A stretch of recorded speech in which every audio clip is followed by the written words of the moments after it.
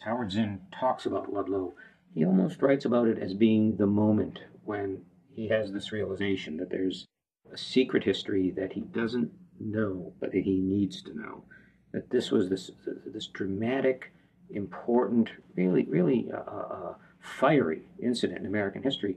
And here he is, someone studying history, and he's never heard of it. It's not in the textbooks. How is this possible? Το Λάντλοου ξεχωρίζει μέσα στην ιστορία του Αμερικανικού εργατικού κινήματος γιατί αποτελεί την κορύφωση της εποχής βιομηχανικής βίας.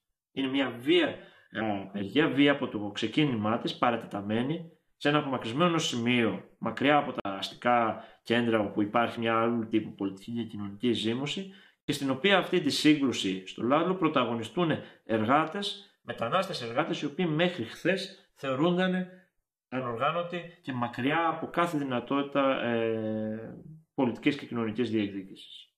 Even if you're a very conservative business owner today, I feel like you understand why these workers stood up against this tyranny and why they went on strike and why there were so many people who came out in support of it.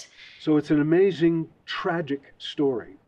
And by inventing my version of Louis, I can write about my misgivings about America.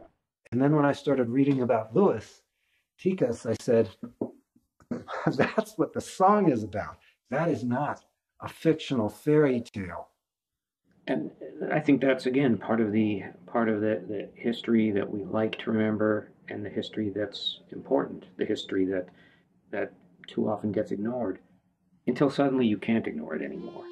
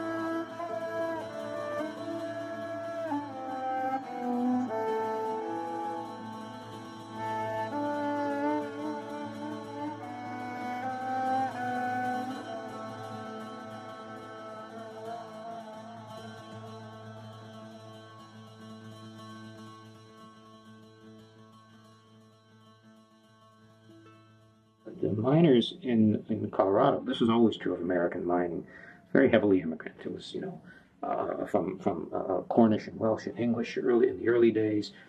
But then when we get to the new century, in the early 20th century, again in West Virginia and Colorado, for example, heavily Italian, Slavic, Greek, African American, Appalachian in West Virginia, some mountain people in Colorado.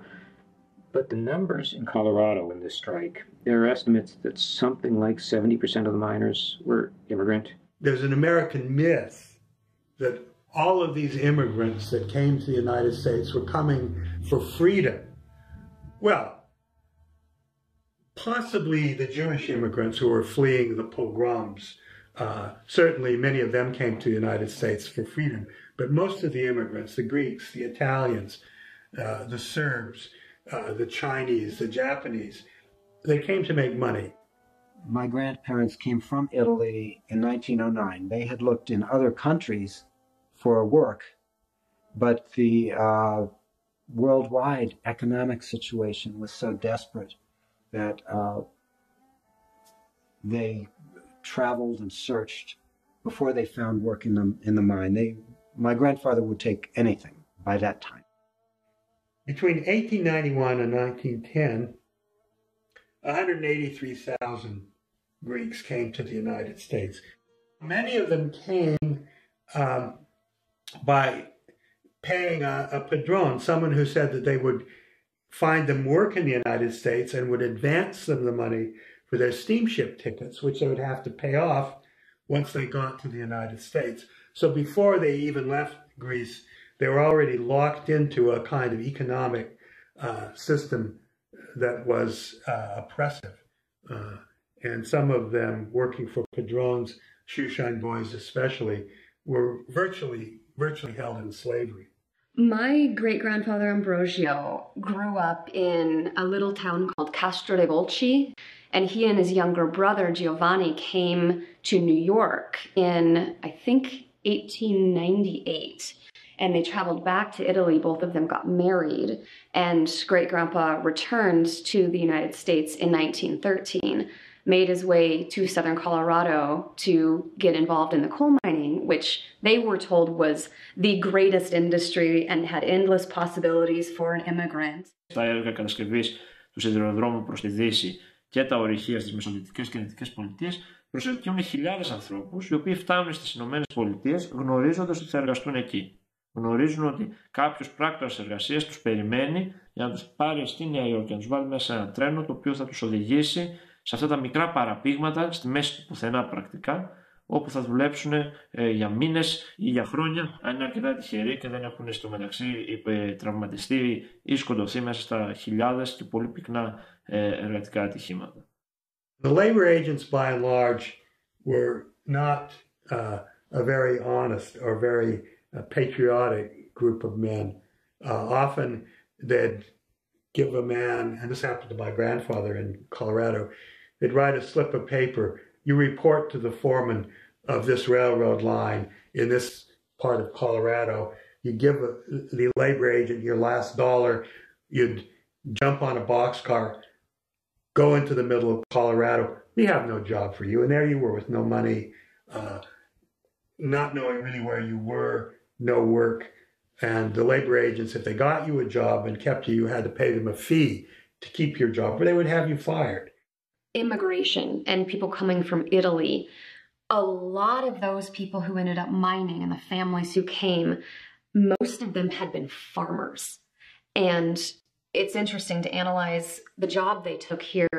They didn't know how to do it. They didn't understand the economic system. They were thrust into it and sort of had to figure it out.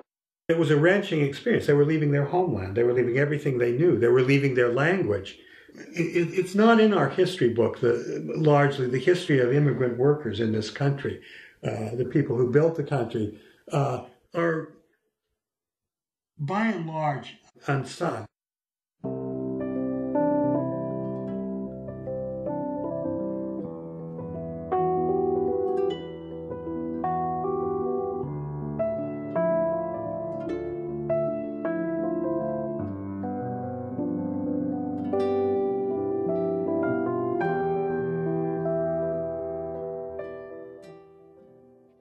On the one hand, these were jobs that were quite easy to get.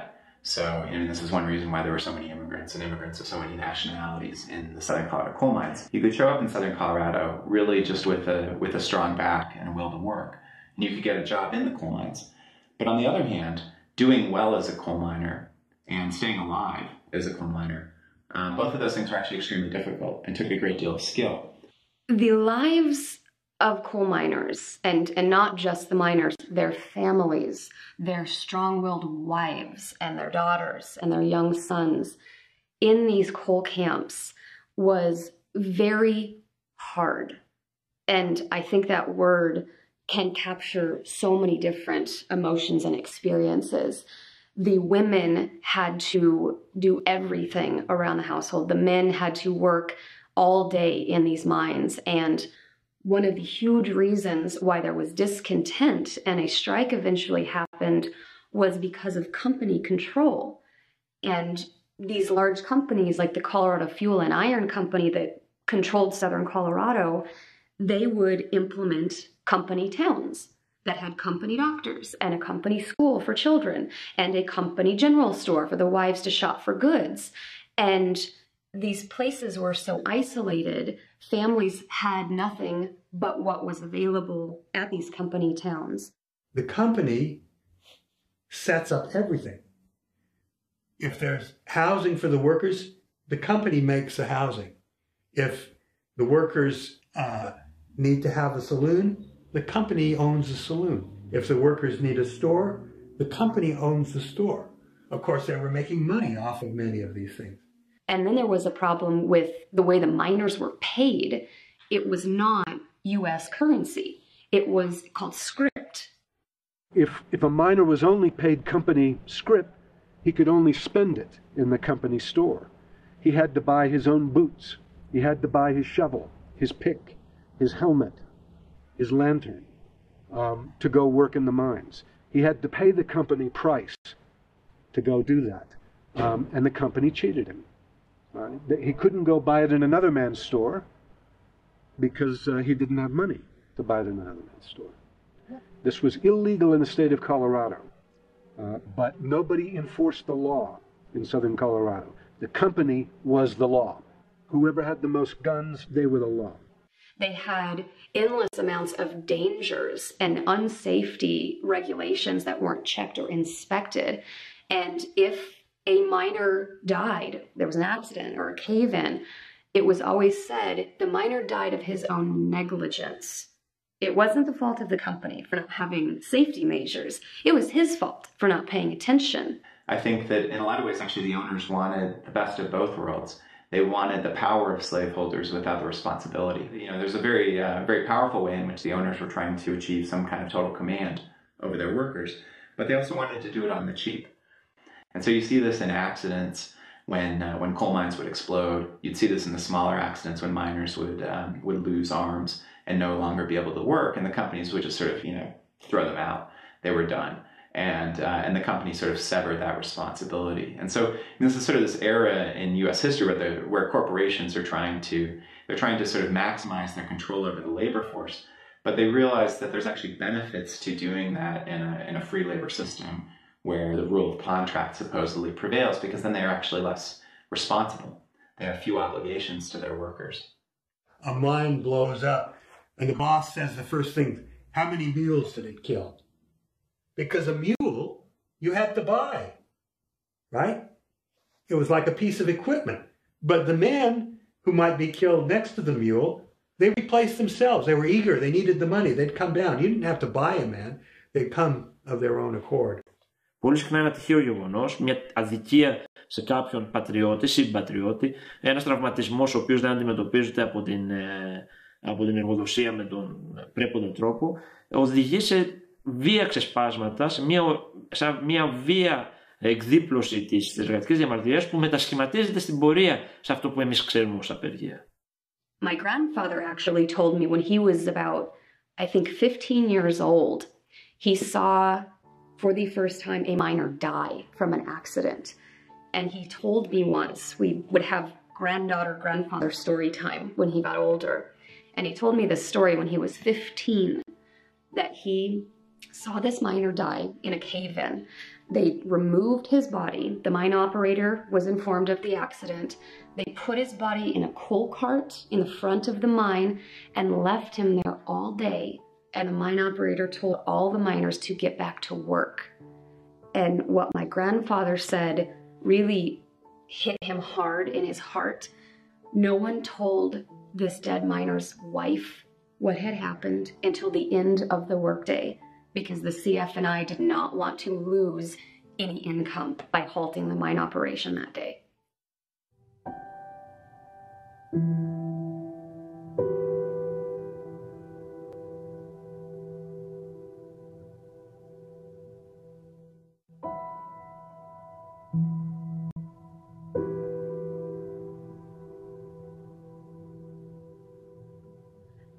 immigrants that came from Southern and Eastern Europe, a lot of English-speaking immigrants and white Americans said they were dark, dirty, and inferior.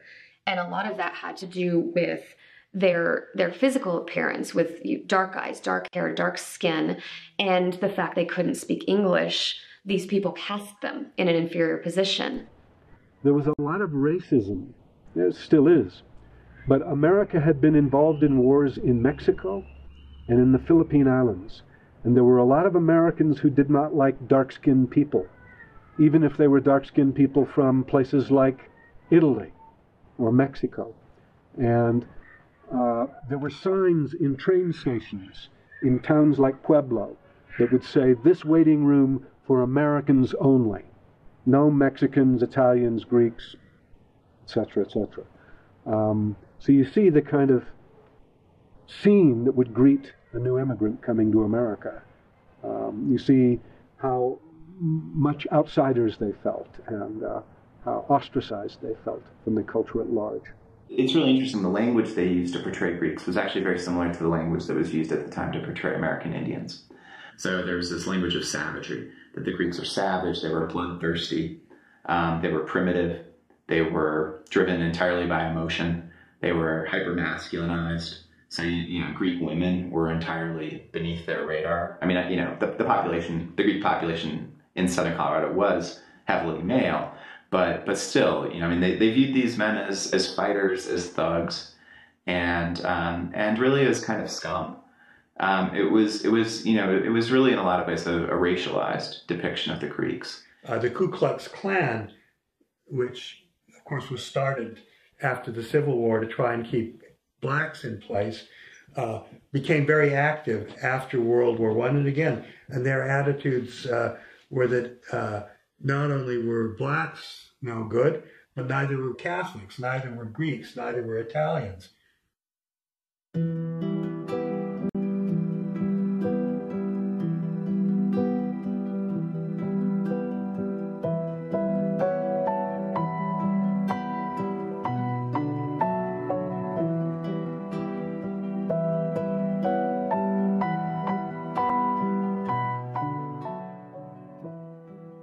Union was not just a word that they used to show that some miners were going to try to act together. It meant that they were bonded, bonded in their blood marrow, bonded in their blood. They would risk their lives for each other. They were completely committed. In the corporate world, unions weren't necessarily recognized. And the reason why it's sort of a gray area is because unions weren't necessarily legal, but they weren't illegal at the same time. So it was a struggle from that aspect just to get your company that you worked for to recognize your right to use a union, to help you get safety measures and any other rights that you were striving for. Any immigrant could become a member of the United Mine Workers, and they did this for an important reason. There's a lot of anti-immigrant feeling in the United States at that time, a lot of anti-black feeling, as you know. But the United Mine Workers realized that if you exclude one group because they speak a different language or they have a different color from work in the mines, you've created automatically a huge pool of scab laborers, people who will break your strikes. If blacks are not in your unions, the mine owners will simply say, well, we know where we can get miners if you guys want to go on strike. If Italians are not in your unions, I don't care about you Welshmen, you Cornishmen, you Scotsmen. We'll go get the Italians, we'll go get the Poles, we'll get the Russians. So it was very important to open up the union to all workers. John Lawson was very much the organizer of the union. He's seen in history as a representative. He's been labeled a lawyer as well for the United Mine Workers in working with these striking miners. And sort of on his side, you've got this great leader named Lúis Tίκas, or as I've seen his name, Elias Anastasios Spandidakis. And He was a Greek who came to Colorado with the mining industry, and his role was absolutely beautiful in the story because not only did he support union activity and work alongside Lawson in helping get these demands met during the strike, but he was an immigrant. He was just like 90% of those striking miners. He fit in with them. He was their brother. He spoke for them because he understood what they were going through.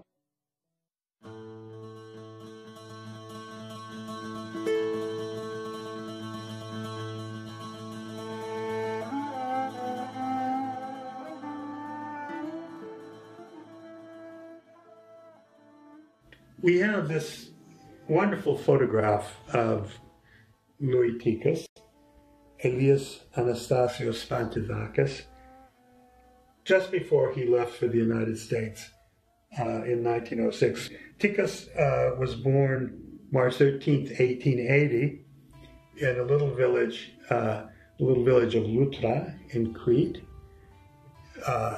near Resinon.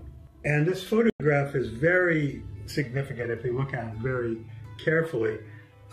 You can see what Tίκας really brought with him to the United States. He's wearing, you know, the traditional Cretan frakis and the vest and the little turban with the tassel.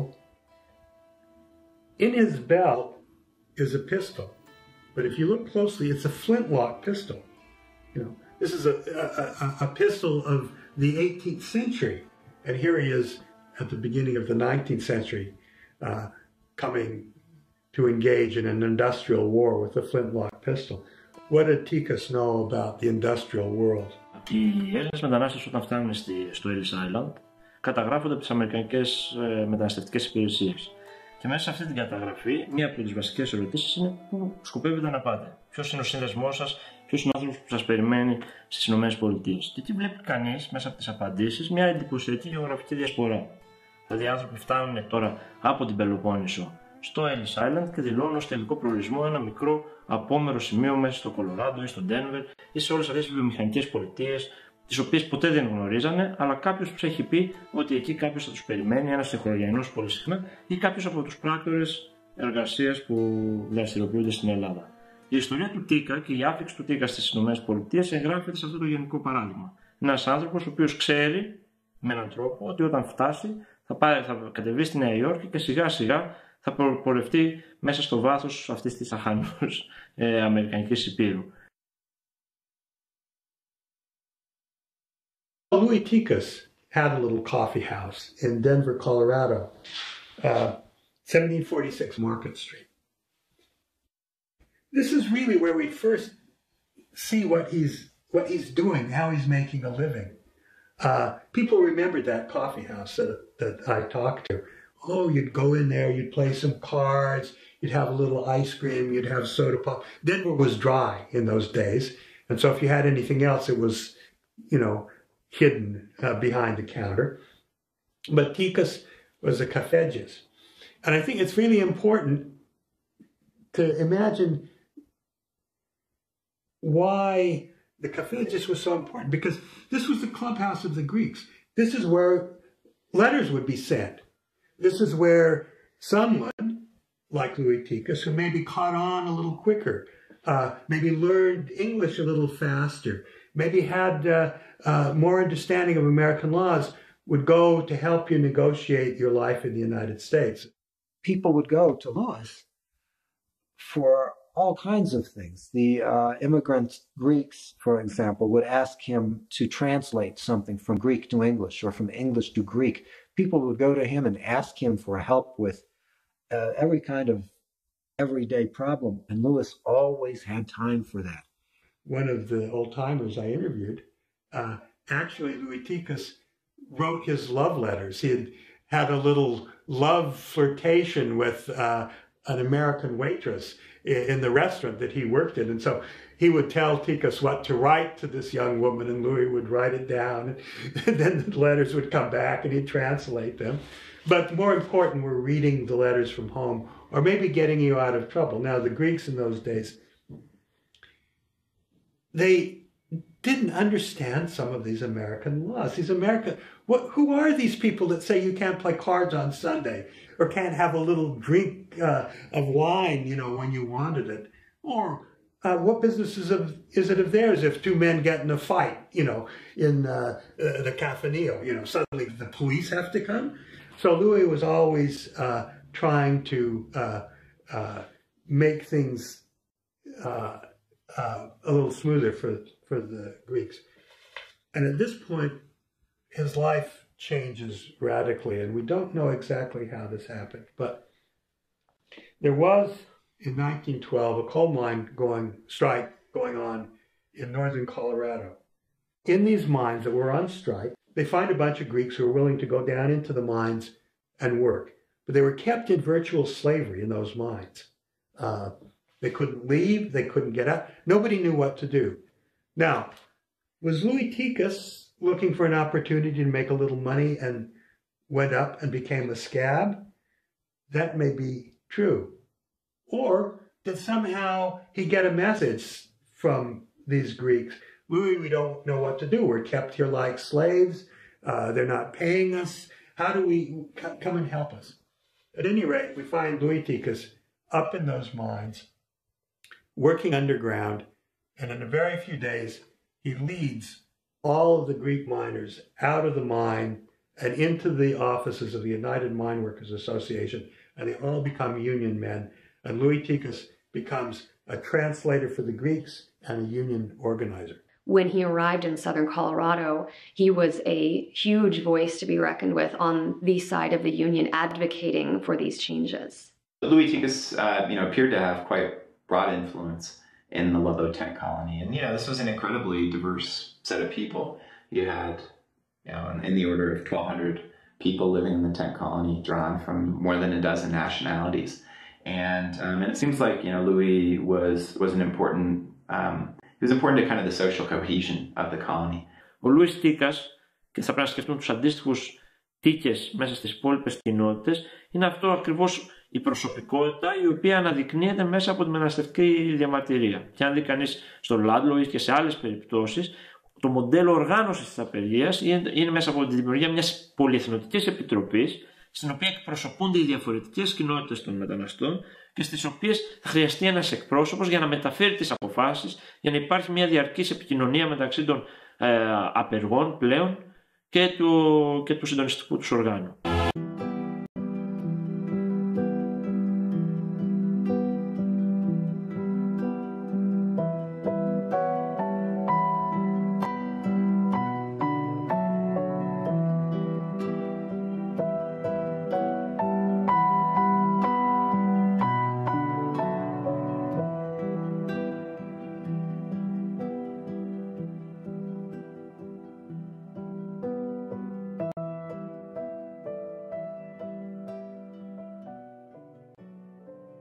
The 7 demands that were called by Southern Colorado, the first was especially important. It was for the CF&I to recognize the right of the miner to use a union, so the recognition of the United Mine Workers.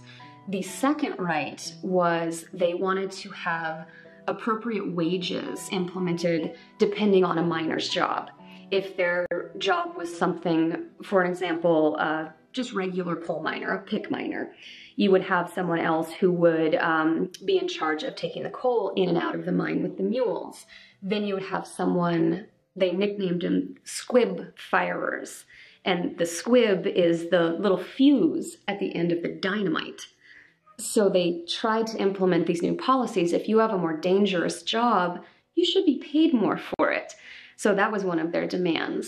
The third was actually a violation that the CF&I had. They were not enforcing the 8-hour workday. Miners were working up to 14 hours a day. They wanted the 8 hours enforced. They also wanted to be able to have their own check weighman, which was the gentleman who would actually weigh the coal that determined their paycheck. And more often than not, this check weighman was not elected by the miners, and he would not necessarily be very ethical with his weigh-ins. They also had the issues of that company and script tyranny. They wanted the end of that. They wanted to be able to shop wherever they wanted. There was also an issue called dead work, which was clearing the actual mine shaft, setting it up, clearing everything out after an explosion to build a shaft, bringing in timbers. Miners weren't paid. And they had to do these things for maybe days on end just to clear a mine. The last demand, which was extremely important, and it kind of held a pivotal role in the Great Strike, the miners wanted the end of the CF&I's use of armed guards. So they wanted these guards, these toughs with their guns, these swaggering bullies. They wanted them out of their lives. And finally, of course, they wanted recognition of the Union. The Union, the United Mine Workers, wanted to gain a foothold in southern Colorado. So they were willing to fight for it. And they were willing to organize. They had tried to strike around 1903, 1905, and that strike had failed. This was their big new effort. And the great man John Lawson was commanding the strike. And Mother Jones was riding the train down to Trinidad to rile them up, say, fight for your rights, boys, you know. And she was a strong, tough Irish granny, and she would shame the men into going, you know, to fight for their own rights. So the Union was able to, at this point, to organize and get enough people to go out on strike. And something like 11,000, 12,000 people went out on strike in September 1913. 1,200 at the Ludlow camp alone. But there were many camps in southern Colorado. Under all of this, they wanted to be treated as full human beings, you know? If you think of all of these demands, what does it mean? It means that you're a human being, that you have a right to this. Η ευρύτερη διεκδίκηση στο Κολοράντο αλλά και σε όλη τα εργοτάξια εκείνης της περίοδου δεν είναι απλώς το ημερομίσθιο και η κατοχύρωση των δικαιωμάτων, είναι η κατοχύρωση της θέσης των μεταναστών μέσα στην αμερικανική κοινωνία. Είναι μια δυναμική διεκδίκηση για κοινωνική και πολιτική ισότητα. These demands were ushered in on September 23rd, 1913 by a representative called John Lawson from the United Mine Workers. And immediately, once he listed his demands for the miners, they were rejected. And a strike was called that day. So September 23rd, 1913, the strike began. The workers streamed out of the company houses. They were going to be evicted from the houses anyway. And the Union had prepared for them tent colonies at the bases of the mines. And the mines are all in canyons, you see. And in the prairie underneath the canyons, this is where the Union set up a number of tent colonies. Why did they set them up there? They had to house people. They had to keep them going through the winter. They didn't know how long the strike would end. So they brought tents in. Some of them came from West Virginia, where there had just been a terrible coal mine strike. And they built platforms and put the tents on. They were there strategically placed to kind of guard the entrances to the mine so they could keep the scabs from coming up there. Because, of course, the miners are very interested in breaking the strike and keeping those mines open. The history books call them strike breakers. Of course, my personal interest with my family going through these things, they're scabs. They're the ones who cross the picket line.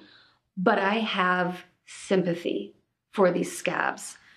If you analyze southern Colorado and the mining industry in general, immigrants were coming to fill these positions. They were lured in from the old country by a lot of corporations because they were an easy target to fill these jobs and to be paid poorly.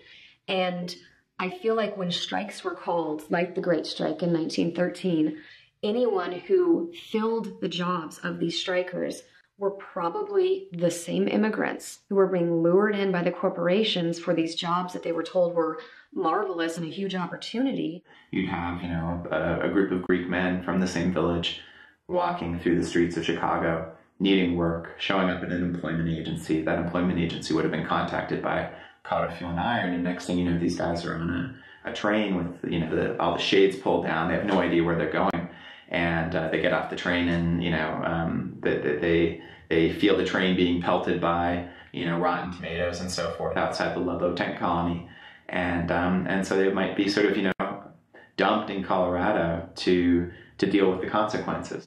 There's a story I just learned in Colorado about Louis Tίκas jumping on a train coming in to the mining area with a bunch of Greeks on it. He jumped onto the train.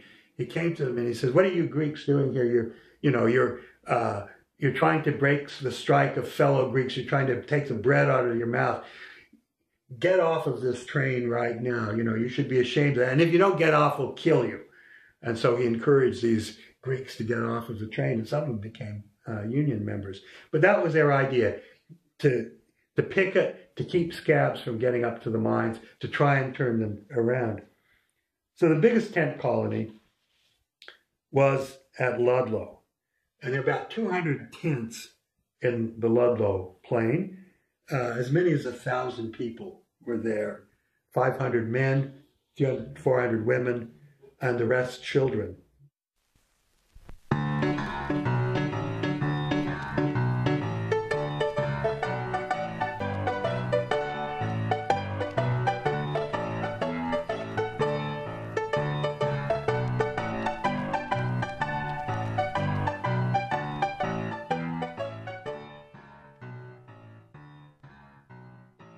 The entire time the strike went on and up to the massacre, women were a huge presence in southern Colorado.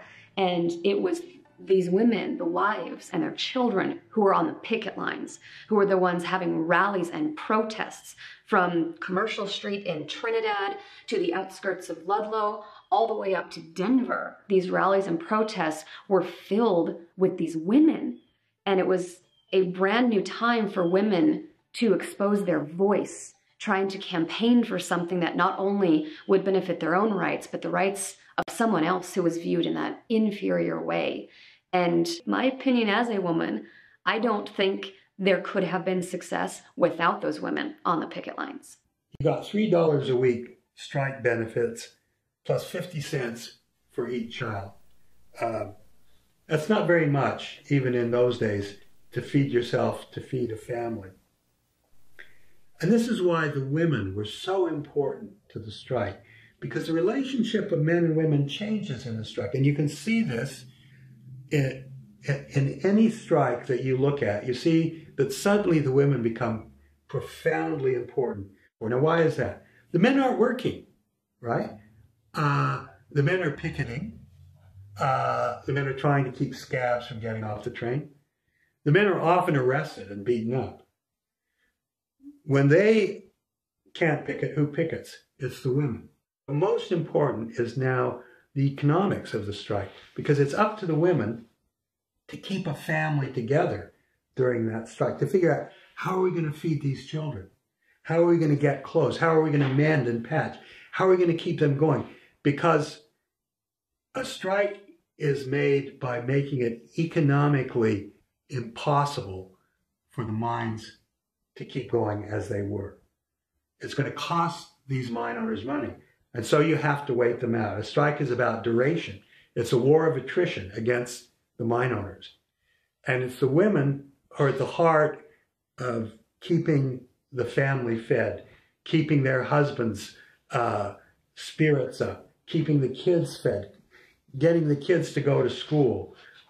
If once the women say, "We can't do this anymore, George, we can't do this," then the strike is lost. The women held the union together. And what better example than Mother Jones? People don't know her today. There's a magazine named in her honor, but most people don't even know who she was. She was a labor leader, a labor organizer. She was actually originally, her family were famine immigrants from Ireland, came over in the mid-19th century. She went to Michigan and taught school. She went to Chicago for a little while and ended up married in Memphis, Tennessee on the eve of the Civil War in 1860. Married to a man named George Jones, an ironmonger, a union man, back when there were not many unions in America. And Mary Jones describes in her autobiography, which she wrote in 1925, describes how one by one all 4 children and her husband died in this epidemic, this yellow fever epidemic in 1867. And we don't know much about her after that for decades. We know that sometime when she's around 60 years old or so, she's clearly involved with the labor movement, especially with the United Mine Workers, in eastern Pennsylvania. She's been involved in Coxey's Army, a famous labor action in America for jobs. And people are calling her Mary Jones, calling her Mother Jones. And she insists on being called Mother Jones. She's no longer Mary Harris or Mary Jones. Now she's Mother Jones. She insists on the name, and she insists on this new persona that she creates. The antique black dresses, Victorian dresses, the hellfire speeches. This character emerges right around the turn of the century. She knew very well what she looked like, as all actresses do. This little old lady with gray hair and, a black dress. And under that little old lady was a woman who was on fire. She's there in great mine strikes, working for the United Mine Workers, going across the country. She's everywhere. And not just organizing miners. She organizes seamstresses. She organizes brewery workers. She organizes across many trades, but especially miners. She came to Colorado, and I'll tell you something. Now, the union was not particularly happy to have her there a lot of the time, because a strike is not just about powerful words that stir people up, but it's also about planning, about organization, and it's about endurance. And sometimes Mother Jones was a little too fiery for the union. I've heard that from Mary Thomas, one of the women at the strike, that really liked her and was very impressed. And he called her mother too, Mary said. So you can imagine that these were two people that kind of instantly understood each other, because, of course, Lúis Tίκas, as a Cretan, was something of an actor too, right? I feel like the early 20th century, there were two simultaneous movements happening. The first, you have the labor movement, changes in the industry, what the corporate world had labeled unskilled workers, which were coal miners, no brains and a strong back. That was starting to change. There were new rights that were being seen. There were unions coming in. And at the same time, you have the women's movement, which is going on, striving for very similar things in terms of equality. It was almost like the unskilled worker was inferior in the same way that women were inferior at the time. Women now get a voice because they're needed.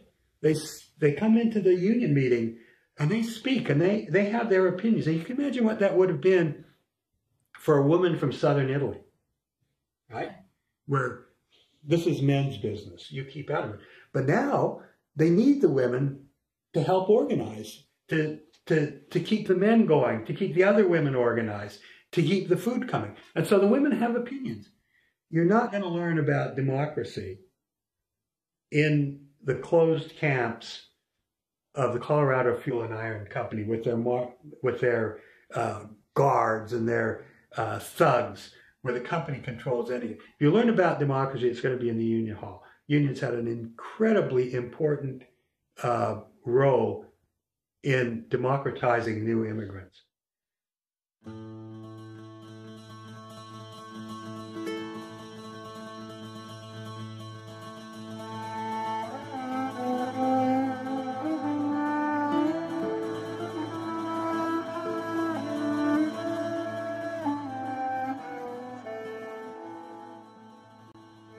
The mine owners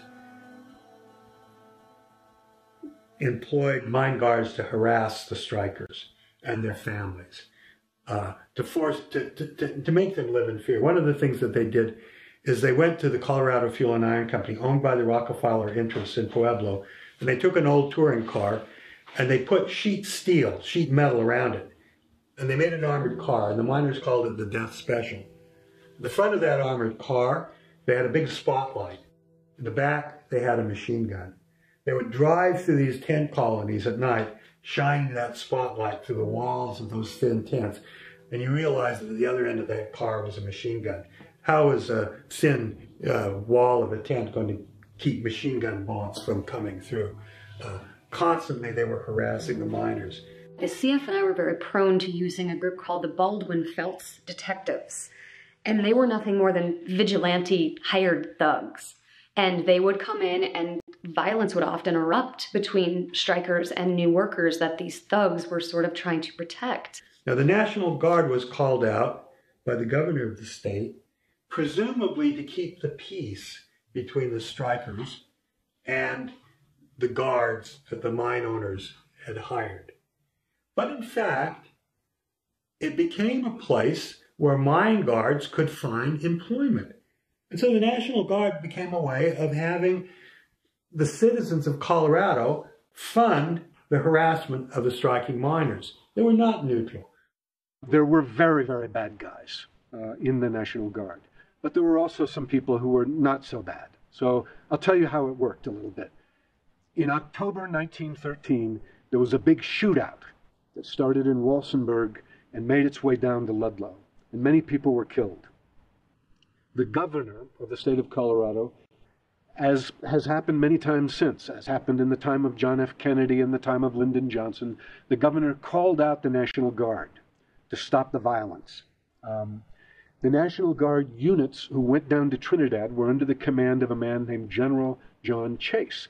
And he really didn't like immigrants and he didn't like the miners. And he was very much on the side of the company. Winter came. It was a horrible winter in Colorado. Snowfall. While this was going on, men were thrown in jail, Lúis Tίκas among them, in a freezing jail in Trinidad. He and other men were in jail for 2 weeks. Now what happened was there were many instances of violence between October 1913 and, say, February, March 1914. So many instances of violence that there were congressional hearings. The federal government was holding congressional hearings about violence in southern Colorado. This was front page news in the New York Times. Senators and congressmen were involved in this discussion. The president, Woodrow Wilson, knew everything that was going on in southern Colorado. When the hearings took place, it was decided that the National Guard should be disbanded, but that 2 companies of National Guard would stay in the Ludlow, Trinidad area. These were the people who had kept Mother Jones imprisoned under guard, and one company in particular, Company B, under the command of Carl Linderfelt, a notorious character, is said to have been made up of very tough mercenaries, sometimes men who had fought in the Philippines and had racist feelings. The Philippines War was a little bit like our Vietnam War later. Sometimes people who had fought in Mexico and who really hated immigrants. And Linderfelt hated Lúis Tίκas. There's a lot of evidence for that. They hated each other. Something bad was bound to happen.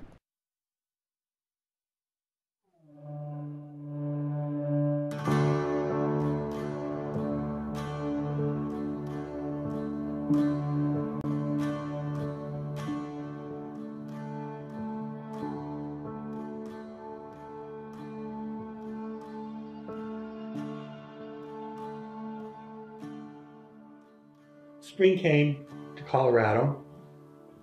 The Catholics and the Protestants in the camp had their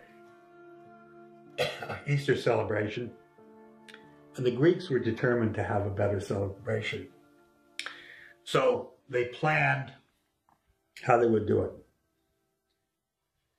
I asked Gus Papadakis, who was a wonderful old Cretan, a wonderful man, I asked him, did you have a lamb? And he said, yes, we had. I said, how could you afford to have lambs? What money? He said, well, let's put it this way. We procured some lambs. I think Cretans knew everything there was to know about stealing sheep, since they'd been doing it to each other for 1,000 years. The stories are that some of the Greeks were pretty tough men, you know, that some had fought in the Balkan Wars and all that, right? They'd fought the Turks and they'd fought the Bulgarians and, you know, they knew a thing or two. And the stories are that maybe some of them went out and stole a few sheep, you know, in the countryside and brought them back and cooked the sheep for the resurrection, you know. They had lambs. They had some treats. They had probably some barrels of beer or wine. They put on their vrakis and they performed dancing, you know, the litters were playing oh, the young women just thought they were something else, which led to some friction in the camp between the other miners, their wives, their daughters. When you see pictures of Lúis Tίκas, very often he's in his American clothes. He's wearing his wool suit and his puttees. But there are pictures of him as a young man in Crete with his mustache and his Cretan costume, his black boots, you know, and his hat, or his scarf, and Mandalia would have been, yeah. I imagine, what if he had those clothes in his trunk in the camp? Would he have put on his Cretan costume and danced, you know, for the Easter in the camp? I'm hoping there was a lira player, you know, maybe bouzouki, maybe who knows, lauta. There would have been music. I also think the whole camp was involved, even the non-Orthodox, the Catholics, and the people in the camp. They made a big holiday of it on the Sunday of Easter, the Greek Easter. They played baseball in the field near the camp, and all of that. They taunted the soldiers who were watching them from the hills. So I think the spirit of Eastern and Western Christianity was alive in the camp. And I think it's a very powerful part of the story that it happened right then. Maybe, in fact, I think I've heard a story about this now that I remember it. I think there's a story about soldiers saying, we'll show them this death and resurrection thing. We'll show them how to have an Easter. So I think there was a bit of Protestant anger going on at that point too. Toward the end of that day, some National Guardsmen drunk came in and said, well, you have your fun today, we'll get the roast tomorrow. And whether they knew what was happening and whether it was planned, we don't know. But the next day, Lúis Tίκas was phoned by the National Guard commander to meet him because a woman claimed that the strikers were holding her husband in camp against his will. Lúis was very afraid to go to the National Guard camp. He didn't want to be there by himself. And so he suggested that they meet at a house, you know, a little shack halfway between the strikers' tents and the tents of the National Guard. He went there, and while he was negotiating with Hamrock, there were 1 or 2 bombs that went off. These may have been signals. At any rate, when he looked out the door, he could see the miners from the tents streaming out beyond the tents with guns. My God, what started here? He said to Hamrock, I will stop them. The miners were leaving because they had seen the National Guard put machine guns in place to cover the tent camp. What were they doing that for? They were terrified that their wives and the kids would be shot. And I believe that they were leaving to try and flank those machine guns, to get them to point away from the tent city. The fighting started, and it lasted all day, because Tίκas running with white handkerchiefs couldn't stop it. He spent the day either taking ammunition to the strikers who were in ditches and cuts, firing at the National Guard, and to women that he knew were hiding under the tent. He was with a very courageous woman who had Red Cross training named Pearl Jolly. And they spent all day crawling, making sandwiches, bringing water, crawling under the rifle fire. Okay. Toward dusk, the tents caught on fire. The National Guards claimed a stove must have overturned. The miners claimed that the National Guard set the tents on fire deliberately. Tίκas, knowing that there were kids there and women hiding under the tent, went with a white flag to try and get them to stop the firing. He was captured.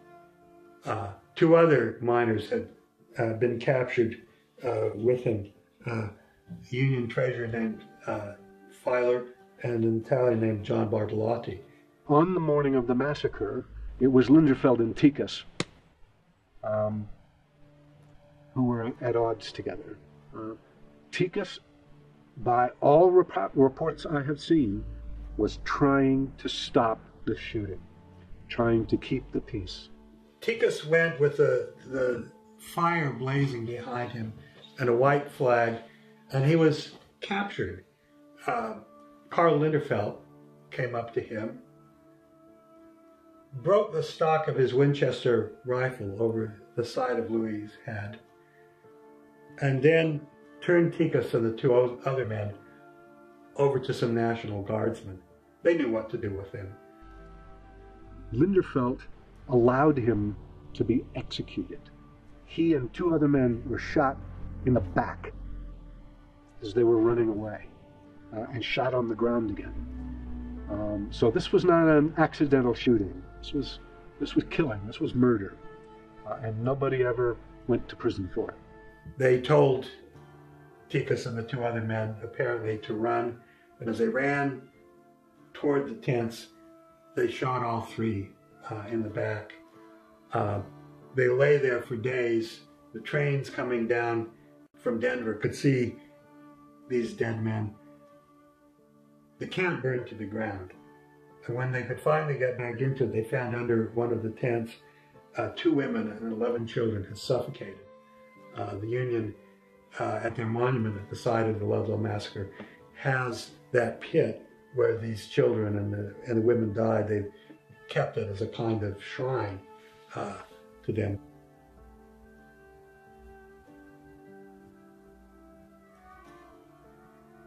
The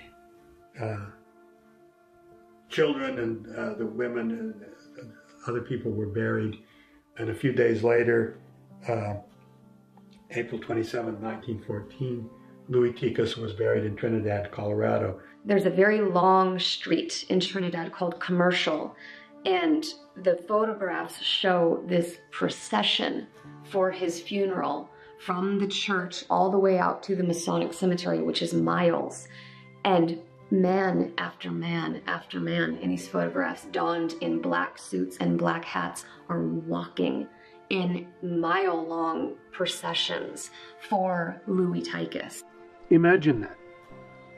The great cultural death and resurrection, the great tragic scene of the Orthodox faith happens in this tragic story of America, a death and resurrection. Louis Tίκis is dead and he's alive, right? Zi ke Vasilevi, in a way, you know, I mean, because we remember him, Echionama, and we remember his story. So there's a way in which the Paschal story and the political story come together, right? I'm not saying Louis Tίκis was Jesus Christ. He was a man, you know, an ordinary man. But the fact that the Easter happened bang, right then, and that the battle happened right after Easter Sunday is a very huge thing. It seems like Greeks at the time, in particular, other Orthodox folks, would have looked at Louis' murder in a different way. I mean, I think the view of Louis Tίκis as a martyr absolutely gained force from this coincidence that this happens, you know, on Greek Easter. So I think the idea of Louis as a martyr and the idea of the 10 Days War as a kind of, in a way, as a sort of, as an uprising of the oppressed. I can imagine that religious belief and religious feeling played a huge role in that.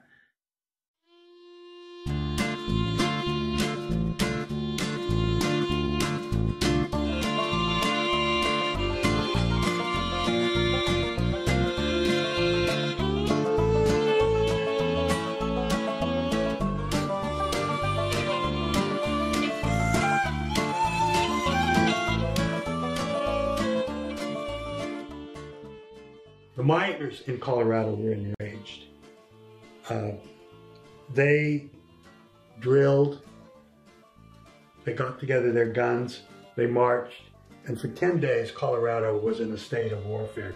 The coal miners controlled southern Colorado. They wore red neckerchiefs around their necks so that people could know that they were the miners. This lasted for 10 days, shooting, dynamiting, trying to destroy the infrastructure of the mines. They did some horrible things, the miners did in their rampage. They burned down a shack where Japanese scabs were hiding and killed all of them. They burned down a stable and killed the mules. These mules won't scab today, they said. Αυτό το ανεξέλεγκτο δεν σχετίζεται με ένα πολιτικό σχέδιο το οποίο προκρίνει το ανεξέλεγκτο. Σχετίζεται με τις ίδιες τις συνθήκες παραγωγής οι οποίες είναι ανεξέλεγκτες, από την ίδια την αίσθηση ότι εδώ, σε αυτόν τον τόπο, δεν υπάρχει κανένας νόμος εκτός από τον νόμο της εργοδοσίας και ο μόνος τρόπος να αντιμετωπιστεί ο νόμος της εργοδοσίας είναι η βία ρήξη. This is a moment of real industrial war. It genuinely is, and in some ways the wonder is that it wasn't more bloody than it was. People were genuinely enraged when the tents are burned at Ludlow, and then the women and children are found. The women and children of my families are found underneath the tents, who were asphyxiated by they had gone underground because to avoid the bullets, and then they're asphyxiated. The outrage, and not just in Colorado, not just in the mining country, the outrage was palpable. It was really very, very deep. And that's one of those moments where you really could feel the possibility of industrial warfare expanding far beyond Colorado. It didn't happen, but you felt like it could have.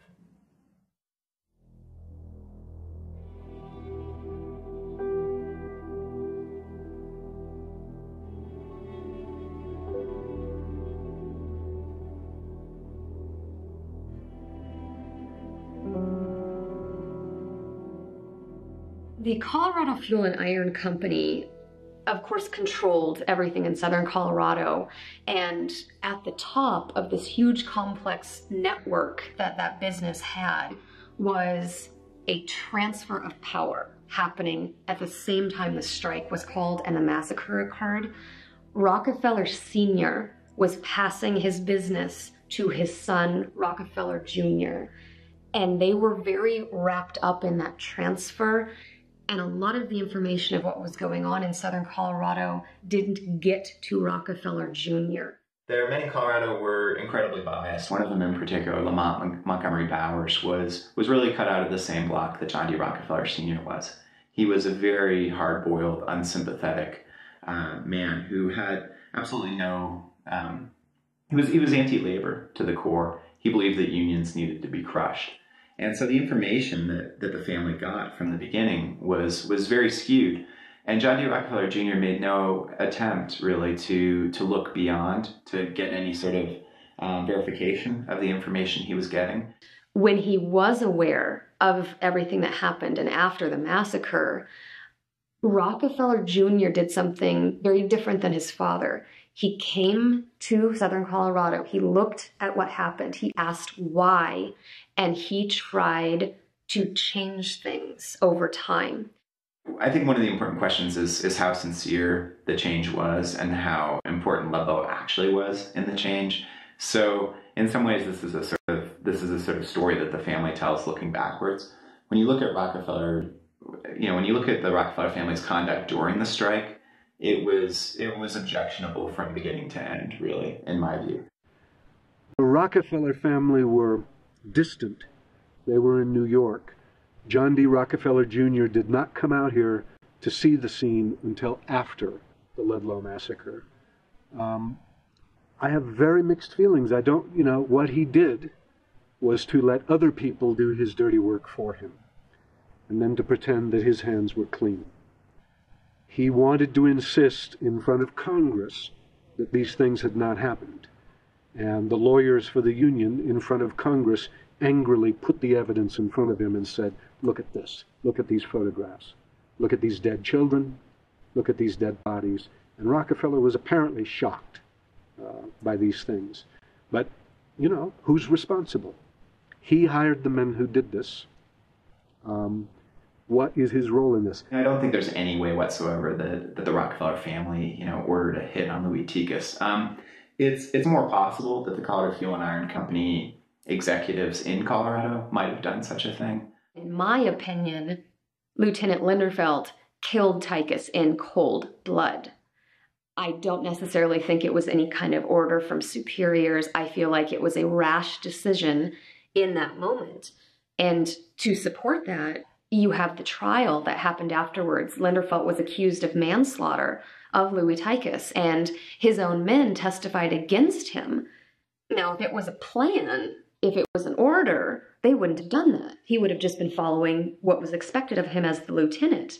But the fact that they'd had this disagreement over the months leading up to it, I feel like it definitely became the villain versus the hero.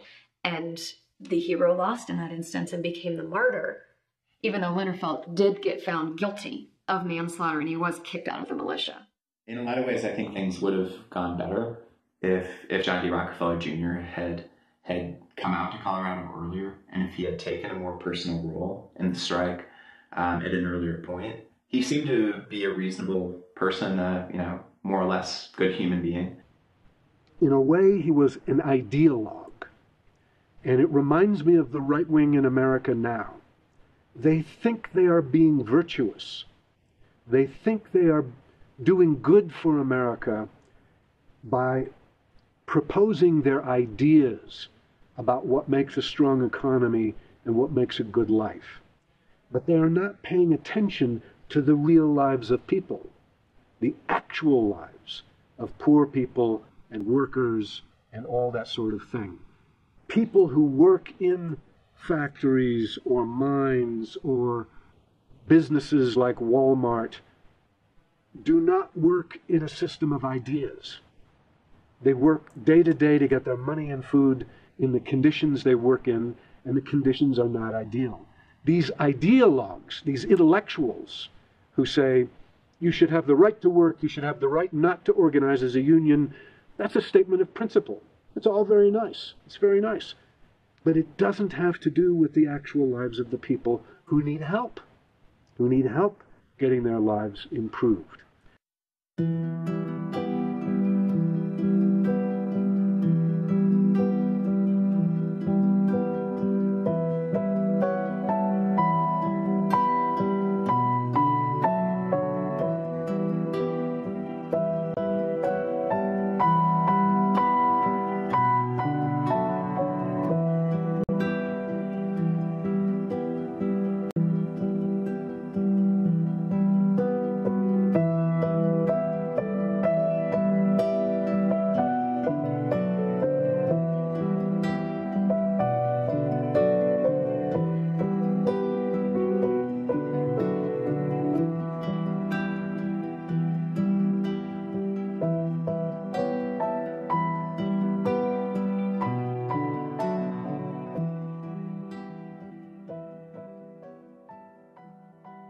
This was a horrible defeat, ultimately, for the labor movement in Colorado. And the coalfield strike in 1913-14 played an important role in turning many middle-class and upper-class Coloradans against the labor movement, and actually against people of color and against immigration.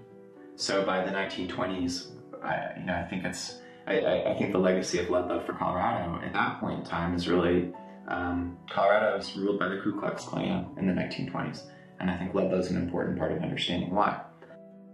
The other side of that, though, is that by the 1930s, Ludlow was one of a string of events that really convinced a lot of liberals in the United States that workers deserved fuller federal protection. And so Ludlow, I think, contributed to the passage of the Wagner Act, which has created the kind of modern framework for unionization in the United States.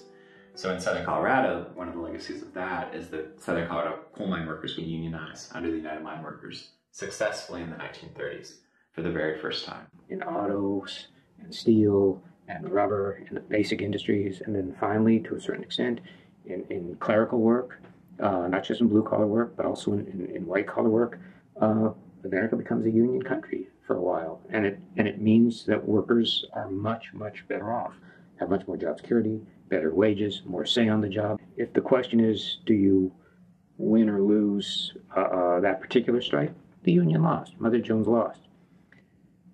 But again, memory is important. And life is long, and history is long. The United Mine Workers doesn't go out of business. It continues to organize with some success, and finally with great success. Οι 10 μέρες του βιομηχανικού πολέμου στο Κολοράντο είναι από εκείνες οριακές στιγμές όπου κάτι που φαινομενικά φαίνεται απλό, μια εργατική διαμαρτυρία στη μέση του πουθενά, μετασχηματίζεται σε μια δυνάμει επαναστατική κατάσταση. Δυνάμει επαναστατική κατάσταση όχι γιατί όλοι όσοι συμμετέχουν έχουν ένα συγκεκριμένο σχέδιο για την επόμενη μέρα, αλλά γιατί είναι εκείνοι οι λεπτές στιγμές που οι υλικές ανάγκες συναντούν, μετασχηματίζονται σε μια ευρύτερη διεκδίκηση. Ludlow has two sides for me. The side I know from family experience, cherishing it from a young age, understanding the meaning on the individual people and descendants. Then it has what's been preserved in books and in history. And it's very different. And sometimes I feel like I'm very protective of the real story, which I think I know because of my family connection. So when I read a book or a newspaper article or see a documentary that has just some little thing that's slightly different than what I know, I'm very protective and think, well, there's a way that this should be presented more accurately. There's more to this story. It's not just a list of events and this tragic massacre, and then that's all. There's so much more to it. Well, what does it mean to be an American? America is an experiment in personhood, in asking a question every election over and over again. What is a human being? What is a human being? Who has a right to vote? Who has a right to be here? Who has a right to marry? Who has a right to drive a car? Who has a right to fight in the army? Who has a right to education? Every election we are fighting about the same things that they were fighting about at the time of Ludlow. So by telling this story, set in 1913, 1914, with a little bit after and a little bit before, I can really talk about what it means to be a human being and what it means to feel that you maybe don't have a right to exist in this world and that you need to discover your own right to exist in this world, your own right to just be here, and the way many people in this country tell you you don't have a right to exist, you don't have a right to be, and the way Americans have had to refight that war over and over and over again. So Ludlow is a perennial story in this country, and as I wrote the story, I realized that I was not just writing about a strike and a war. I was writing about storytelling itself and how when we tell stories, we discover where we are in the world. We locate ourselves in the world. I believe that the people who do have connections, whether because they live in southern Colorado now in the old mining communities or because perhaps they had relatives who lived there, I think that there's a sense of connectedness among them, connected with each other and also connected with the previous generations.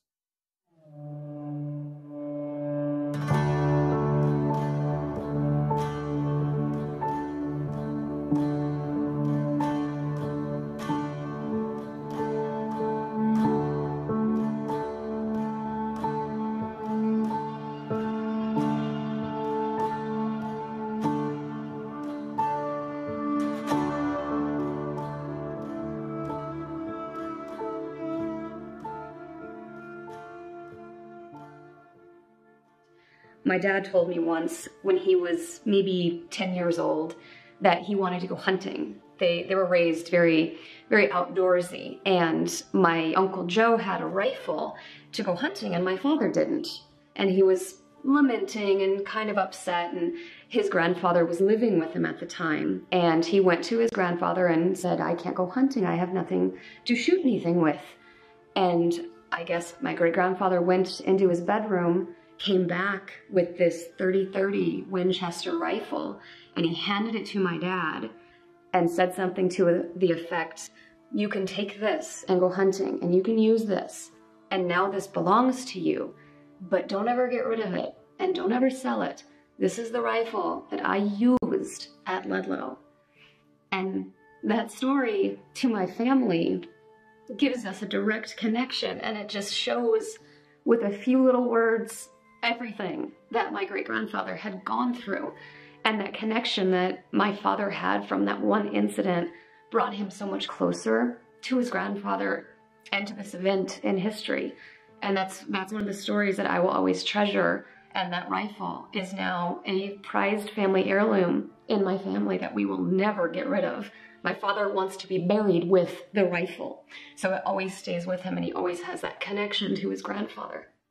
The way I found out about Lúis Tίκas was that I was using an internet search engine looking for something else, something to do with children and mountains and Colorado. This was about 2001.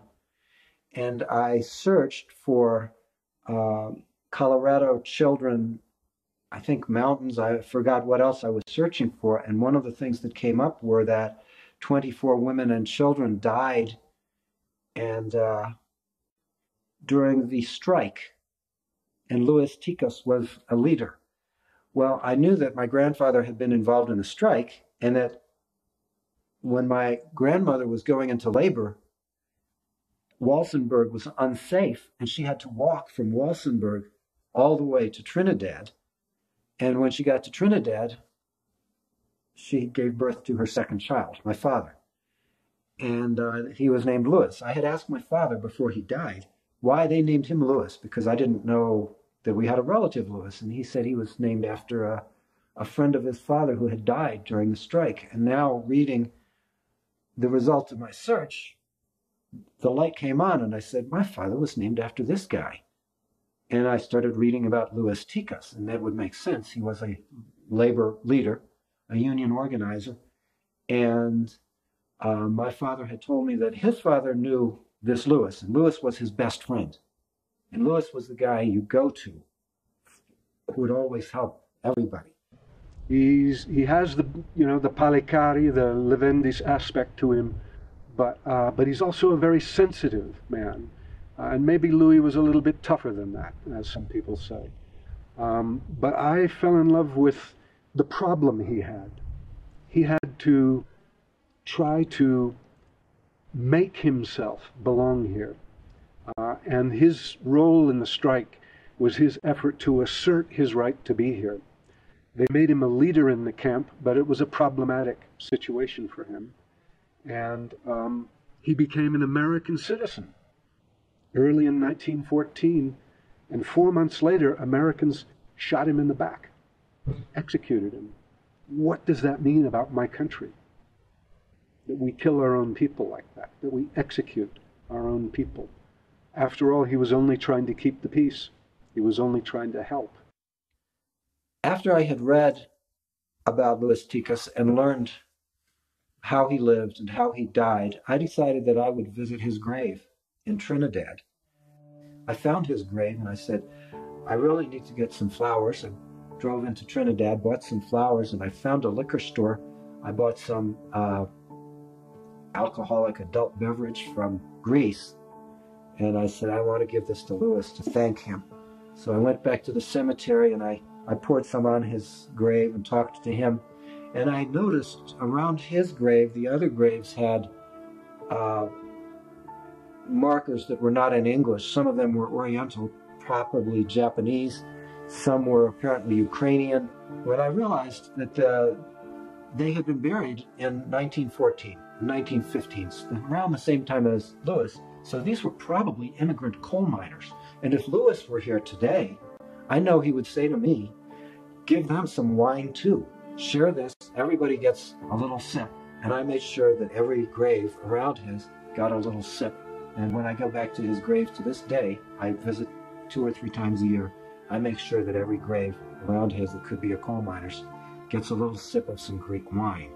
Where he is buried now, he's got a very simple headstone. It's flush with the ground. It's very simple and it's very beautiful. And every time I've been there, I've seen more often than not a red bandana somewhere near his headstone. Sometimes I've seen one kind of tied in a bow laying on his headstone. Sometimes I've seen one in a small tree that's close to his grave. And it warms my heart because it's 100 years later and somebody understands the significance of the red bandana, the miner's uniform, they called it. Someone else understands the significance of Ticus. Even in death, his legacy continues to be acknowledged and appreciated. And it's beautiful to see that recognition, and that even if it's just one person, they understand what all of that means.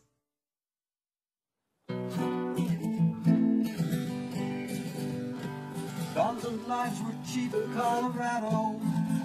The coal was king in 1910. And in the deepest coal mine's darkest shadow, there was no justice for the working men. Every day brought cave-ins and explosions, because the safety laws were not applied.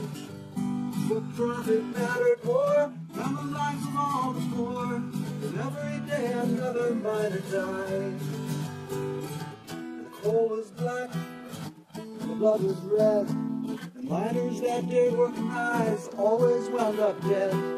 In those days of anger, the man of peace arose. Words were weapons that Lúis Tίκas chose. In Walsenburg and Ludlow and in Silbris, and 30 other towns they tried to close. Lewis brought them hope when all was hopeless, and he said the owner must obey the laws. The miners went on strike in 1913, and shootings left both guards and workers dead. And Lewis' voice was heard, he told both sides these words: lay down guns and talk instead. The snow was white, the blood was red, the miners and their wives and little children bled. And the owner took their homes, and they lived in tents and rows. Words were the weapons that Lúis Tίκas chose. When it passed and still the mines were striking, and the shooting and the killing had not ceased. Lewis couldn't stop them all from fighting, so the National Guard was called to keep the peace. When the Guard arrived with their machine guns, they cracked a rifle over Lewis' head.